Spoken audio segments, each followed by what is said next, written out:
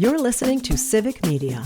You can tune into any of our live shows on any radio station across the state with the Civic Media app. Find us in your phone's app store and listen anytime, anywhere. From the Civic Media World Headquarters in Madison, Wisconsin, it's the Todd Alba Show. And now, pursuing truth wherever it may lead, here's your host, Todd Alba.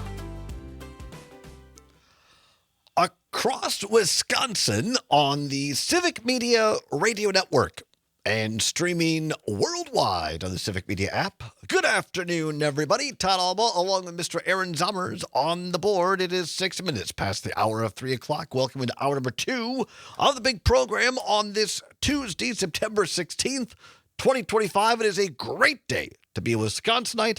Glad to have you along for hour 2. Let's take another look, Zommers, at for those watching on the stream, Facebook, YouTube, Twitter, Twix, whatever, X. Another beautiful day in downtown Madison as we look at the old Sam Davidson street cam. Leaves just a tinge of yellow at the tops of some of those trees there. Sun is out. Can get out and touch grass, as the kids say. Very good. Many thanks to Kira Sabin, positive psychology midlife coach, for being our guest last hour. You can find all of her work again at Thrive with Kira. ThriveWithKira.com. Some really great reminders, Zommers, that we do have power to control our reaction to life events, to world events, and it's normal to get down, but a little bit of that, maybe a little more than a little, is up to us to how we react and go forward with it.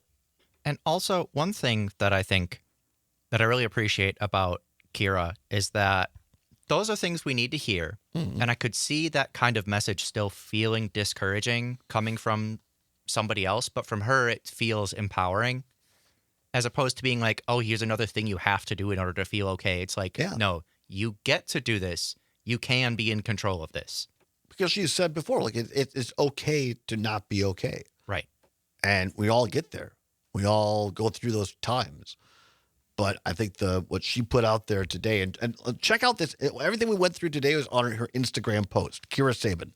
So thrivewithkira.com or Kira Sabin, Sabin. Check it out. Really great stuff. At the bottom of this hour, we are going to be joined by our colleague, the host of Nightlight with Pete Schwaba, the one, the only, Pete Schwabinator, is going to be here. And looking forward to a great discussion. Sad news this morning. Great actor, director, Robert Redford passed away this morning at the age of 81, was it? I thought it was 89. 89, sorry. Yes, 89.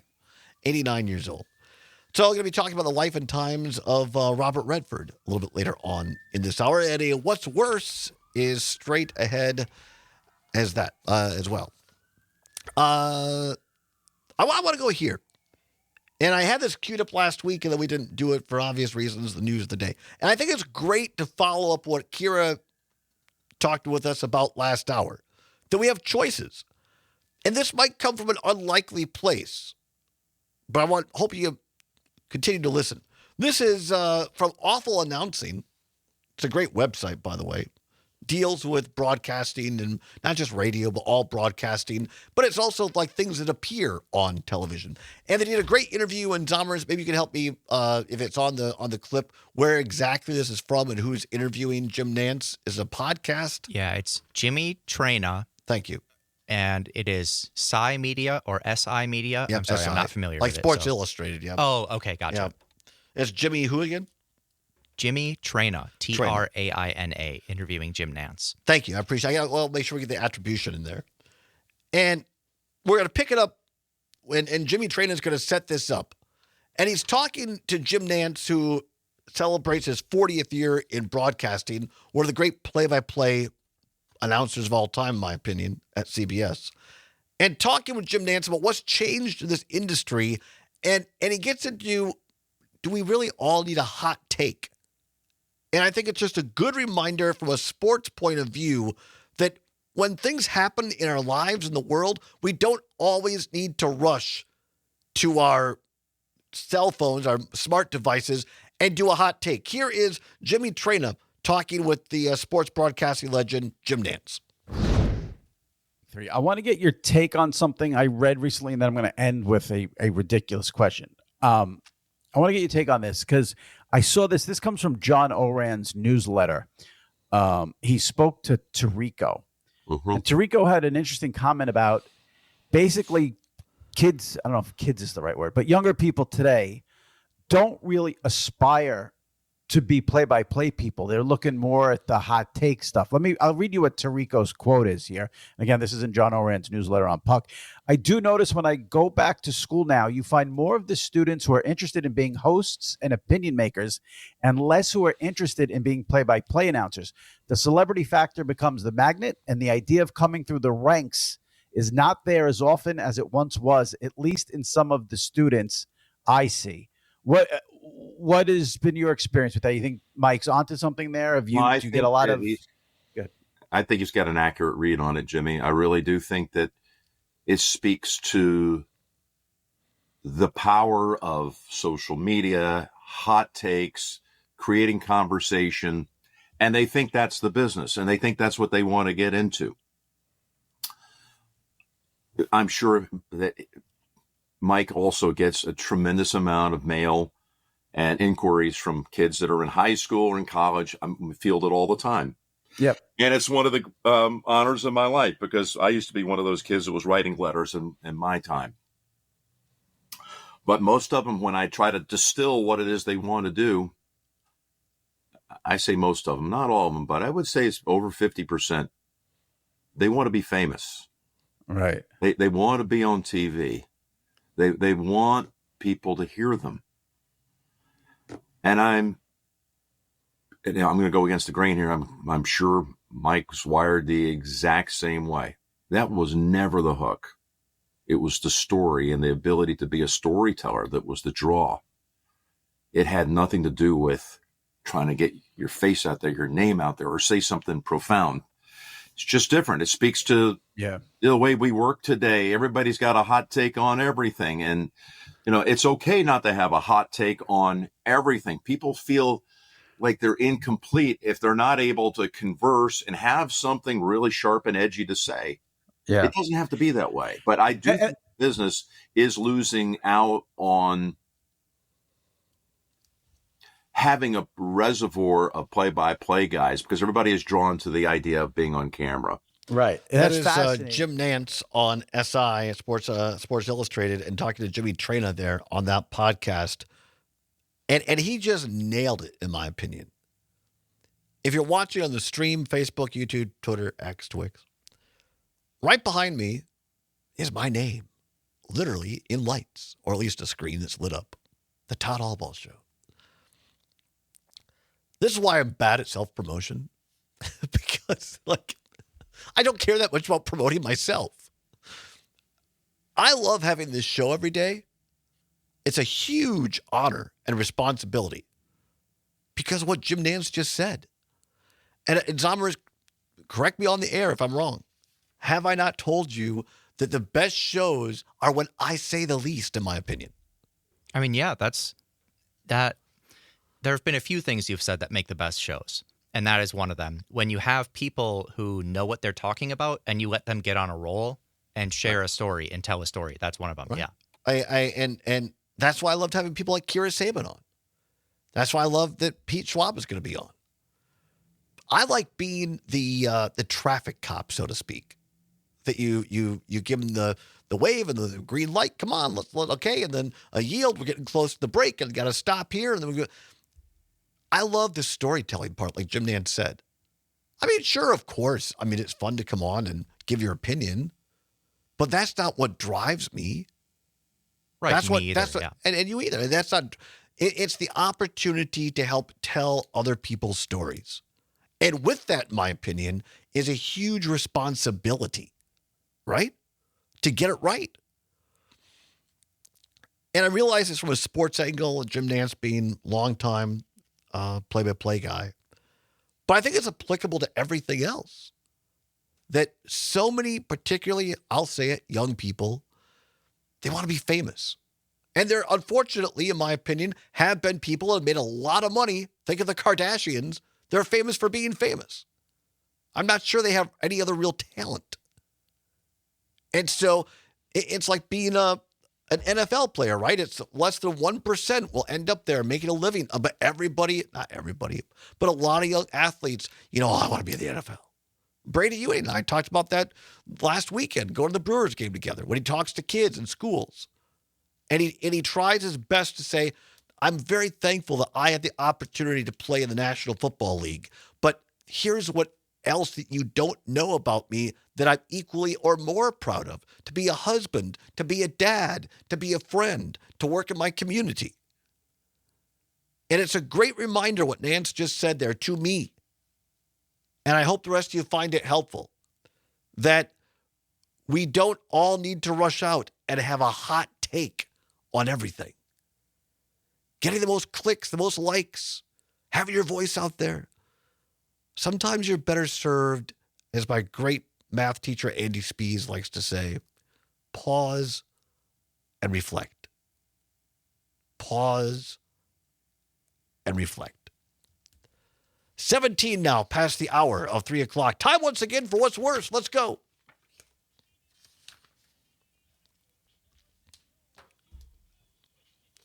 Time once again for What's Worse. Nothing to give away, no prize money involved, but it is your chance to have your voice heard across all 10 news talk sports stations of the Civic Media Radio Network. All right, this is good because I've said this earlier this year. I broke down and bought a subscription to FanDuel because I wanted to watch the last 2.5 months of them. And I'm not sorry I did, by the way.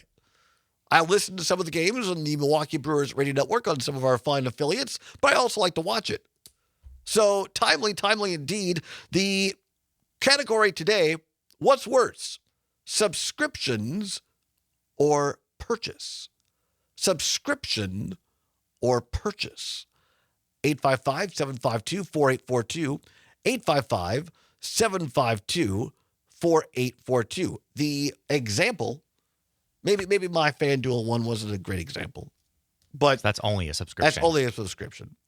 But the example is, for those that still use Microsoft, you can purchase Microsoft 365, a software program that has like Word in it and Excel and whatever. Or you can subscribe. Or you can be an idiot like Todd and do both. Oof. I purchased a long time ago, and then it's like when I got my new computer a couple years ago, it's like, oh, it's run out, but you can do a subscription, and so I'm like, fine. Oh, well, then I thought you meant you did both simultaneously. No, like you not bought it and then also subscribed. But I feel like I didn't have to subscribe it because I purchased, I don't know. I can't figure any of those things out. Well, eventually, they only come with so many updates when you buy it. Thank you for defending me. No, that makes perfect sense. What's worse, subscription or purchase?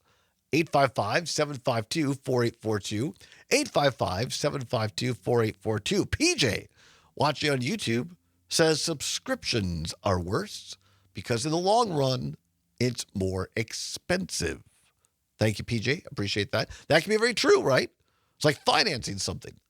But you might not be able to afford the big thing all up front. So if you want it now, it's cheaper to subscribe, but you're going to pay more money over the long term. Subscription or purchase? What's worse? 855-752-4842, 855-752-4842, or text us on the Civic Media app, or hit us up on Facebook, YouTube, or Twitter. We'll come back, answer those questions and more on the other side. It's the All Ball Show on the Civic Media Radio Network. You're listening to Civic Media. Stay up to date on the latest news and information for your local community and Wisconsin by signing up for our free email newsletter. Visit civicmedia.us/email to get started. Welcome back to the Todd All Ball Show on the Civic Media Radio Network. 22 past the hour of 3 o'clock. Zommers has dialed up little Katy Perry because, yes, last year, in order to watch some of my Wisconsin Badger basketball games, I was forced. Now, Mom would say, did anybody really force you? Well, yes. If I wanted to watch them, I was forced to subscribe to Peacock, the streaming service of NBC. By the way, a nice note. Thank you very much, Ardith, who is watching on Facebook. Ardith, I was talking earlier about, We try to tell stories of our guests. It's not about me, it's about our guests. Artist says, watcher on Facebook says, I think you bend over backwards to compliment and give promotion to all of your guests. It's one of the reasons I listen, watch your programs. Please don't change. Well, thank you, Ardith. That's very kind. I had good teachers, good parents, good grandparents. Tried to impart upon me to be respectful to others and lift others up. So I don't always meet that, but if I do, it's because of them. So thanks, Ardith. What's worse? Question this day, subscription or purchase? Subscription or purchase? What's worse? 855-752-4842. 855-752-4842. Let's go quickly to Kurt in Madison on WMDX. Kurt, subscription or purchase? What's worse? Well, I'm going to have to say subscription, and I'll qualify it like this. I'm sure everybody experienced what I'm going to talk about, and that is you find something you want to try and use, you sign up for it, and by default, you're subscribed. You have to go out of your way to hunt them down, jump through hurdles and canyons and caves to kill it. I still am getting things in my email from the Atlanta Falcons when Brady Ewing was drafted by the Falcons. I don't care about the Falcons anymore, but I still get this crap. You're 100% right, Kurt. Yeah, thanks. Thank you very much. 855-752-4842. Zommers? Have you tried to unsubscribe? I think, yes, before. I don't know. I'm not hitting the right buttons. I'll have to pick your brain. That's fair. I just wanted to ask because I know I've been like, wow, this is so annoying. I get this every day. And then I went in and unsubscribed, and I was like, wow, I should have done this years ago. Subscription or purchase? What's worse? Let's go to the phone lines. Jimmy in Madison on MDX. Jimmy, subscription or purchase? What's worse? I think it depends, but Kurt did hit it on the nail. But, okay, so I come from the days where, back in the day, I was a web designer. Mm-hmm. I kept all of my stuff on hard drives. All right. If I lost those hard drives, I lost a lot of my product if I didn't have it backed up. But what happens with a lot of people is they have this huge collection of personal music. Right. They have it on a hard drive. Yes. And then it gets killed. So what I'm saying is, for instance, I'm an iTunes subscriber. Yep. I think it's cool to let them store my music, and I'll pay them to store my music and keep it safe. That's the way I have to look at it to justify. But you don't own it. I don't own it, but I can download it anytime. And I'm in the same boat. I'm not criticizing, by the way, because I'm in the same exact position. I'm in the same position.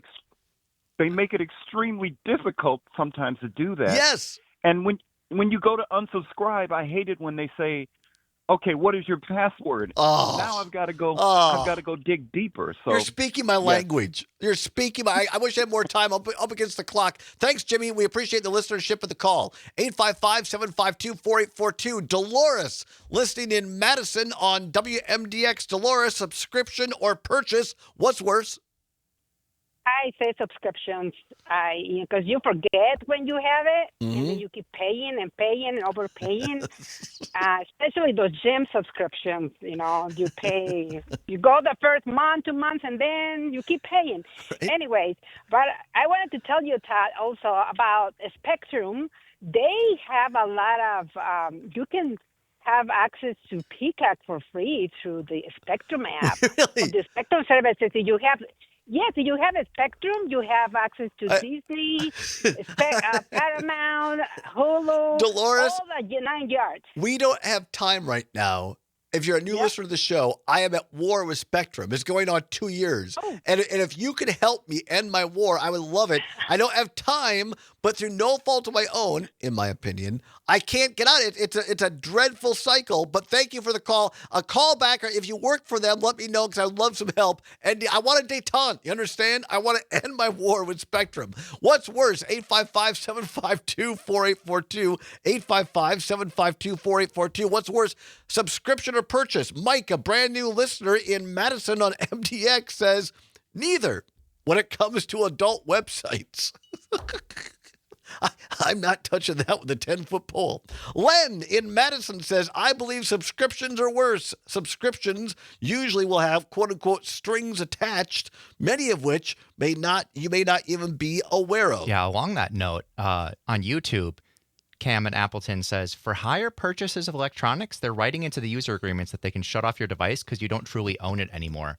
Well, yeah, I know Tesla and some other electronic cars were doing like, if you want your seat heaters, you can pay a monthly subscription. Otherwise, we just won't let you use it, even though it's in your car. Brett in Brown Deer on AUK says, I like a purchase better because I'm done paying after a purchase, and subscriptions are worse when they become a hassle to cancel them. Megan in Sun Prairie, subscriptions are awful. Not everything needs to be a dang subscription. They're easy to lose track of, and people end up losing more money than if they just buy the thing outright.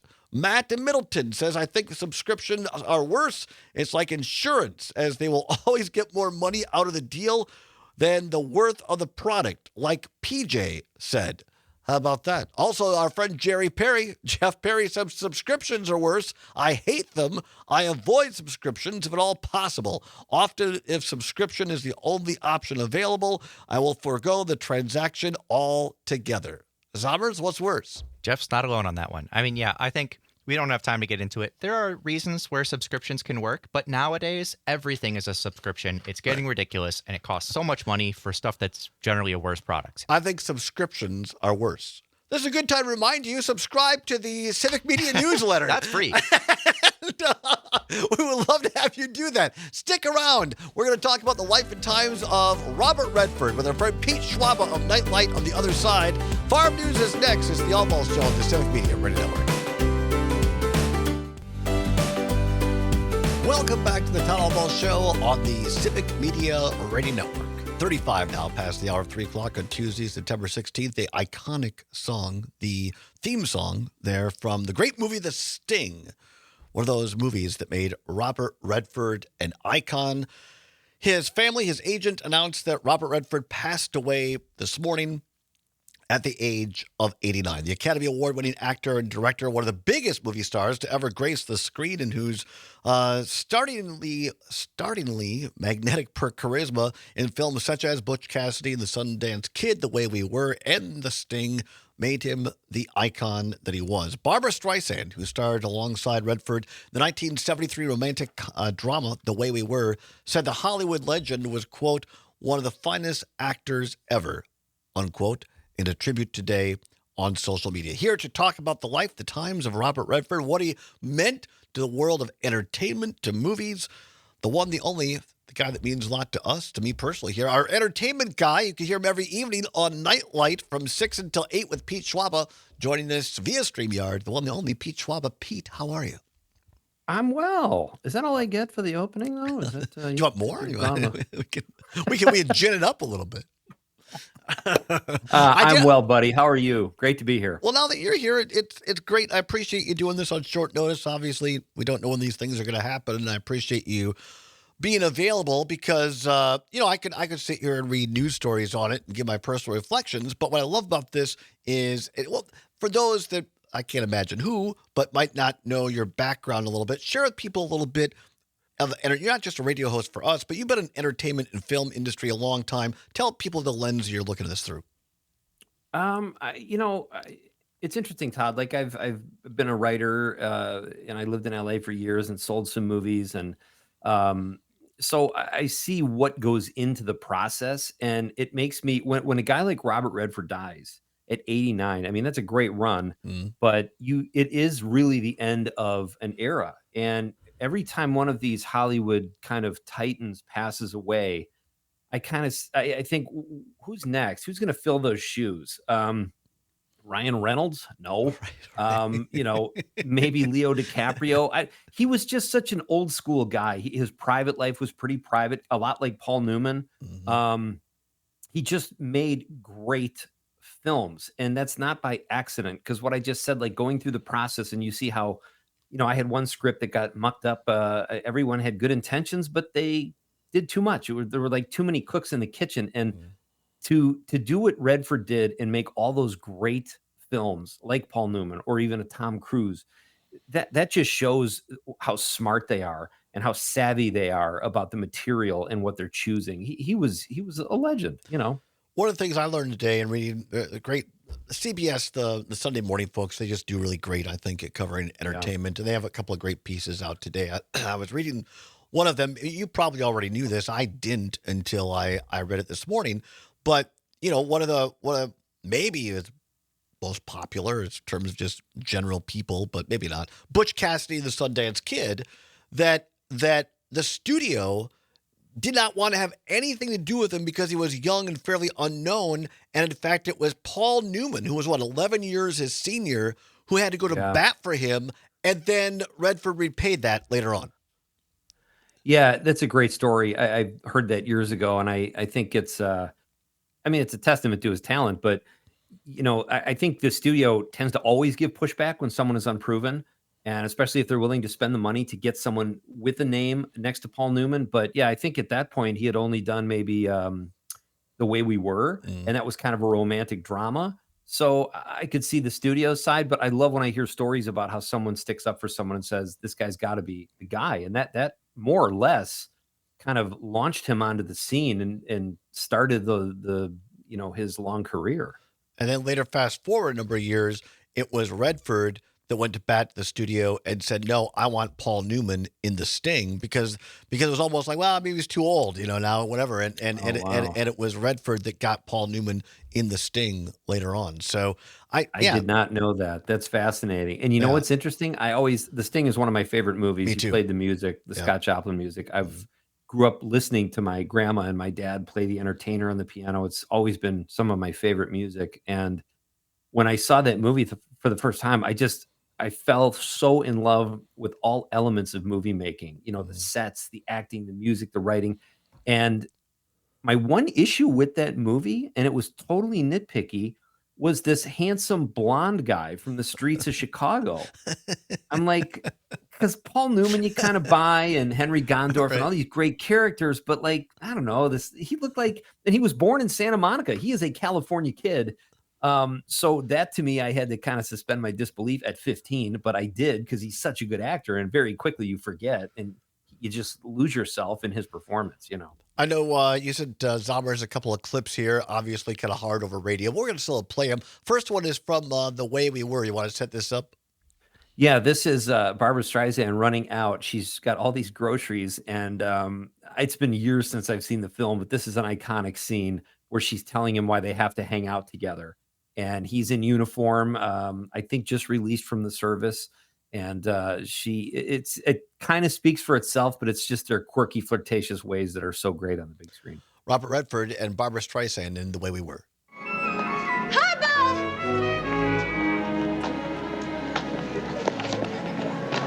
Hey. I wasn't sure when you'd be home. How are you? Look, I don't know when I'll be back. Could you leave a key or... No, you can. I got steaks and baked potatoes and sour cream and chives and salad and fresh baked pie. I would have made a pot roast. I make a terrific pot roast, but I didn't know whether you ever had pot roast or whether you like pot roast. Anyway, there wasn't time because it should be made the day before. So I got steaks with all my ration stamps. And you must be hungry because, with all the hotel hunting, you couldn't have had time to eat or anything. You can't go yet. You've got to stay for supper. That's all there is to it.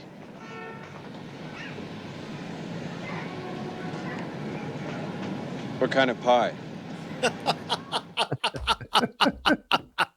Barbara Streisand, Robert Redford, scene from The Way We Were. Redford passed away today at the age of 89. Redford and Streisand, for my money, Pete Schwaba, is there a more dynamic couple on the screen? No, they were great. I didn't really appreciate that movie or Barefoot in the Park or until I got older. That wasn't my type of movie. But then I just kind of fell in love with the pairing. Barbara Streisand is great. And Robert Redford is so natural on camera that, they were a great duo. No question. Other clip that you sent, the film that maybe made Robert Redford was Butch Cassidy, the Sundance Kid with Paul Newman, one of his earlier films. There's a scene. Set it up for us, Pete Schwaba. This is the two of them pinned in. They're on the side of a mountain, and they think the jig is up, basically, and they're trying to figure out if they're going to fight or flight, and they don't have many options. They're about 100 feet up on a cliff, and it's just Robert Redford and Paul Newman at their best. Kid, the next time I say let's go someplace like Bolivia, let's go someplace like Bolivia. Next time. Ready? No, we'll jump.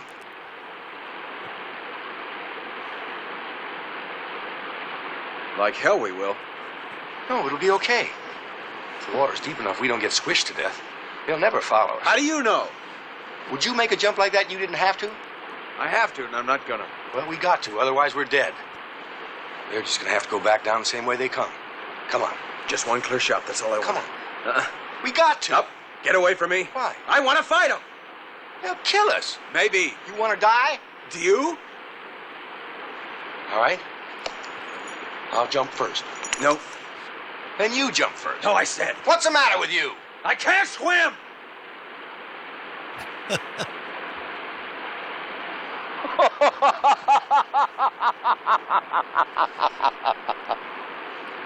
Why, are you crazy? The fall will probably kill you.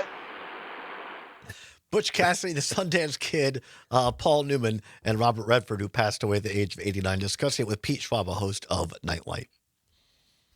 Yeah, that's a great scene. And it's so Paul Newman. Like, he to me, he's one of my maybe all-time favorite silver screen idols, so to speak. But a great scene and a great movie. I rewatched that about 4 years ago, maybe. And it's kind of funny, Todd. There's a scene in the middle of the movie, and I can't remember the name of the actress, but they play Raindrops Keep Falling on My Head, and Paul Newman's just riding around on a horse. It's like the only song in the movie. It's so odd, but it works. You know, it's right? So iconic and cool.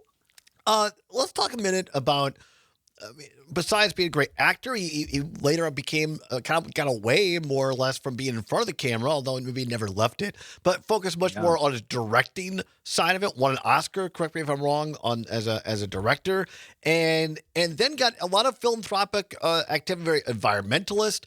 He and Jane Fonda, of course, one of my favorite films was Electric Horseman because it had Willie Nelson in it, and I just like the story of the whole thing with Jane Fonda. They were great on and off the screen for many years. But he started the Sundance Film Festival, which we used to have a Sundance Theater here in Madison. But talk about what he did to help filmmakers who might have never gotten a shot had it not been for Robert Redford. I mean, the fact that there's probably 15 film festivals just in Wisconsin now in 2025, you can probably thank Robert Redford for. Like, he started and it wasn't the first film festival ever, but Sundance became such a destination for movies. And, all these festivals started popping up afterwards. Now it's sort of not even really an independent film festival. It's just a big, they'll screen anything. But yeah, he started that with great intentions, and he started the Sundance Foundation and all this Sundance Institute. He did win an Oscar, like you said, Todd, for Ordinary People for directing. And he also won an honorary Oscar in 2002 for directing, acting, producing, kind of a lifetime achievement thing, but also for the fact that he started the Sundance Institute. So yeah, he was an environmentalist his whole life and an activist. Just, it would have been really interesting to see him as a modern day famous actor with social media, because he seems so above that, as did Paul Newman and all these older stars. And now we know everybody's dirty laundry and where they stand on everything. And I think, you and I are the only ones that don't have sex tapes floating around out there. Like, it's just... I don't either. Okay. Robert's disqualified himself there. It's not too late, Aaron. But, it's just... I really miss that. And maybe it's not fair to judge him against modern day. I joked about Ryan Reynolds, but, he was philanthropic and he was a business guy, but it wasn't like... He wasn't hawking every product or his gin and he was a true artist. That's so well said.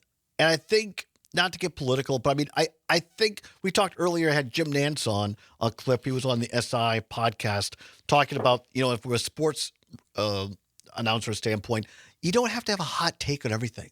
Just do your job. And I think that's another lesson from Robert Redford. You don't have to go out there and be in the middle of everything. Do your job and do it well. And that'll be enough. It's so true. And it's the day-to-day. It's focusing on, like Tony Goldwyn once said, like, he's a Metro Goldwyn, MGM. He's a Goldwyn, Samuel Goldwyn's grandson. And he said that in his family, it was always about your work. It was always about the resume and the library you compiled. and work you could be proud of. And it's just about if you keep the focus on the work, you don't have to worry about all that other stuff. Now, I know it's competitive right now, like, kind of what Jim Nance said, you have to keep yourself out there, and that's how people do it. So it would be interesting to see if he would have had a different career under those times. But I'm glad he had the career he had. Can you come back after the break, Pete? Yeah. All right, I thought it was a sleepover. Fantastic. Am I wrong? More Pete Schwaba after this. Don't go anywhere. It's the All Balls Show on the Civic Media Radio Network. You're listening to Civic Media. Find the latest news, information, and archives of all your favorite shows on the Civic Media website, civicmedia.us. How about those French horns and flugelhorns and that as well, right? You gotta love it. Yeah. Willie Nelson there, the great Willie Nelson. That is a song, My Heroes Have Always Been Cowboys, one of my favorite songs anyway, but that was in the movie The Electric Horseman, starring Robert Redford and Jane Fonda. Robert Redford passing away today at the age of 89. And here to discuss his life and times, once again, the host of Nightlight every evening from 6 until 8, Pete Schwaba. I don't know why, Pete. Maybe it came along. I was still fairly young, but I remember seeing it.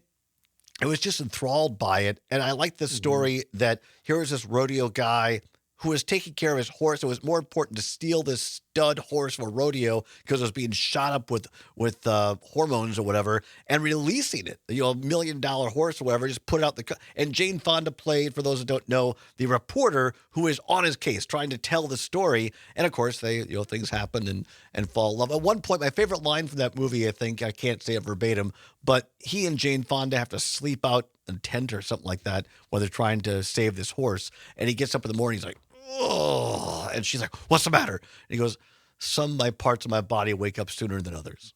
And I feel like that today. It's funny. When I was a kid, I saw that movie. I don't think I really understood it.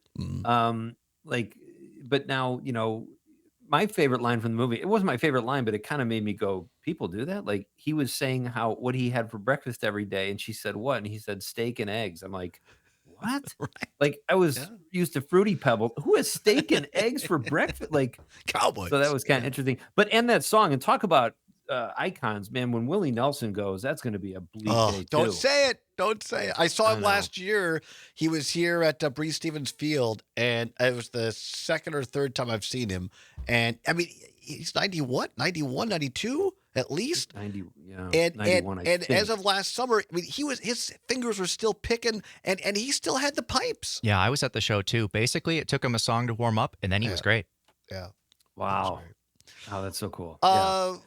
Pete, let's get this so we don't forget what's coming up on Nightlight tonight from 6 until 8.